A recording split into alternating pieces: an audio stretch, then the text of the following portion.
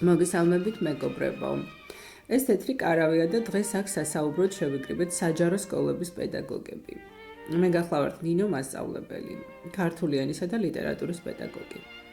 ჩემთან ერთად არიან ქალბატონი ცისანა, ფიზიკის მასწავლებელი და ქალბატონი გულიკო, მათემატიკის პედაგოგი. არ აქვს მნიშვნელობა, რომელი ქალაქის, რომელი სკოლიდან ვართ. მთავარია, რომ ყველას ერთი სადგევარი გვაერთიანებს. პირადად მე ერთ-ერთ ყველაზე დიდ პრობლემად მიმაჩნია ის, რომ დღეს წიგნიერება არაფერს აღარ ნიშნავს. აღარ არის პრიორიტეტი ნაკითხი ადამიანი. წიგნი მთლიანად ჩაანაცვლა კომპიუტერმა და ის მცირე ნაწილიც კი, ვინც დღეს მხატვრულ ლიტერატურას კითხულობს Kindle-ში ან რამე მსგავს სისტემაში, გაცვალეს წიგნები. ერთი შეხედვით რა მოხდა მერეო იტყვით. მთავარია კითხულობდეს და სადაც გინდა იქ წაიკითხოსო. თანაც ამას თავისი პრიორიტეტებიც აქვს. გეთანხმებით, მთელი ბიბლიოთეკაა ჩატვირთული ერთ წიგნის ზომაში და წონაში. სადაც გინდა იქ გახსნი და წაიკითხავ. მაგრამ ნახეთ საბა ერთი რა ხდება. ამასწინათ მარჯანიშვილის მეტროს წინ რომ ბუკინისტებია იქ მოვხდი და იცით რა დამემართა.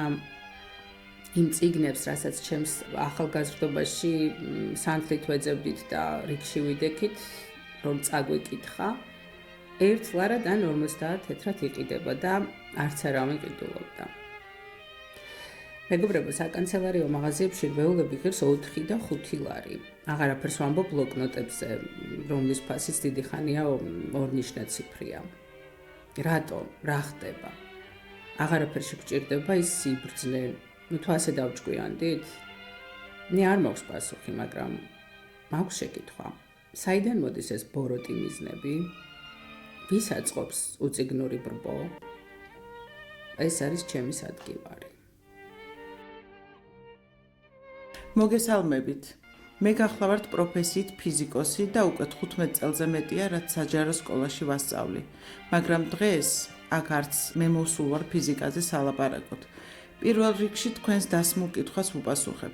უწიგნური ბრბო რომ ადვილი სამართავია, ეს არ ახალია და ყველამ კარგად ვიცით. არც იმის მომხრე ვარ ჩემს ახალგაზრდობაში, ბევრ ოჯახში დეკორაციის ნაწილი რომ იყო ძვირფასი გამოცემებით ჩაწიკწიკებული წიგნები და ხშირად წაკითხული კი არა, გადაფურცლილიც რომ არ ჰქონდათ. მაგრამ რაც დღეს ხდება, უკვე ნამდვილი სიგიჟეა. ისეთმა ოჯახებმა გადაყარეს სანაგვეზე წიგნები, ნამდვილად რომ ვიცი წაკითხული აქვთ. ერთს ვკითხე, რატომ ყრით, ვინმეს მაინც აჩუქეთ მეთქი და იცით რა ვიპასუხა. ერთი წელია Facebook-ზე ვწერ, წაიღეთ, გჩუქნით, წაიღეთ, გჩუქნით და ერთი მსურველიც კი არ გამოჩნდაო. ყველაფერი წაკითხული მაქვს და აქედან ზოგი 2-ჯერ და 3-ჯერაცო. ჩემს შვილს აქამდე არ წაუკითხავს და აწირისი წამკითხავიაო. შვილიშვილებთან აღარც ვლაპარაკობ ამ თემაზეო.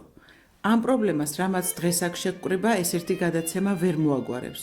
მაგრამ ჩვენ ვეცდებით დავიწყოთ და იმედია მერე სხვებით შემოგვიერთდებიან. არ ვიცი, მე მართლა ძალიან დაბნეული ვარ, ძალიან დაბნეული. მე გავაგრძელებ თუნებას მომცემთ.